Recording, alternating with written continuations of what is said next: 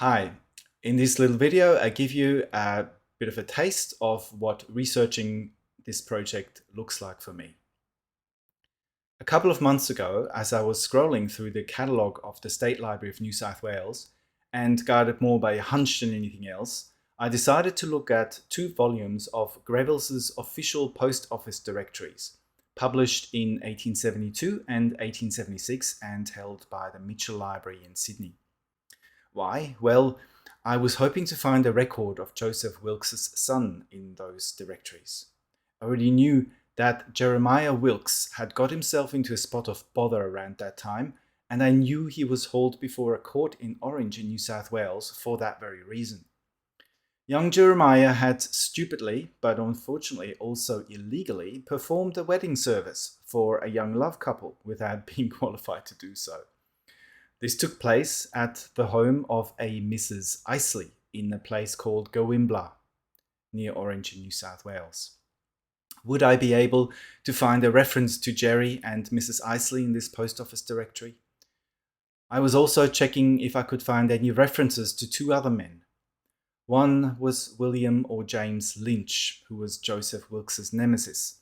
The other was Thomas Carew, the brother of Joseph Wilkes' wife. I was curious to see if perhaps these men were still alive and living in New South Wales somewhere at that time. And I was also curious to see who still lived in the places where Wilkes had once lived and moved around. So I went to the beautiful Mitchell Library to look at these directories.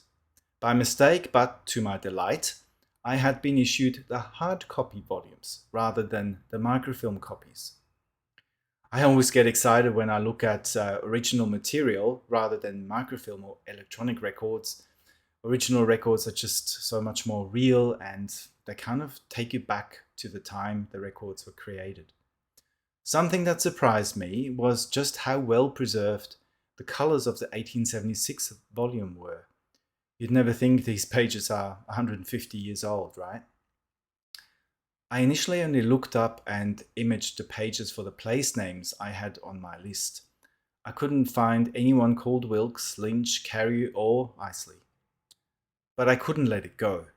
I had a feeling that I should go through the entire 1872 volume at least, place name by place name. So I literally turned page after page looking for these names in each listed location. Needless to say, it was so tedious. There were a few people called Lynch, but none were William or James. There were hardly any Wilkeses, with or without an E, and even fewer Carews. But then, suddenly, I struck gold. I saw the pretty unique name Isley under the place name Murga. I couldn't find a Wilkes in this volume under that place name, but when I checked the later volume from 1876, there were the Isleys again, and Jeremiah Wilkes, spelt without an E, but it could only be Joseph Wilkes' son. How exciting, right? At least for me. I know this is just a small piece of the puzzle, only a tiny bit of evidence confirming a person at a place and a time, but it helps paint the bigger picture.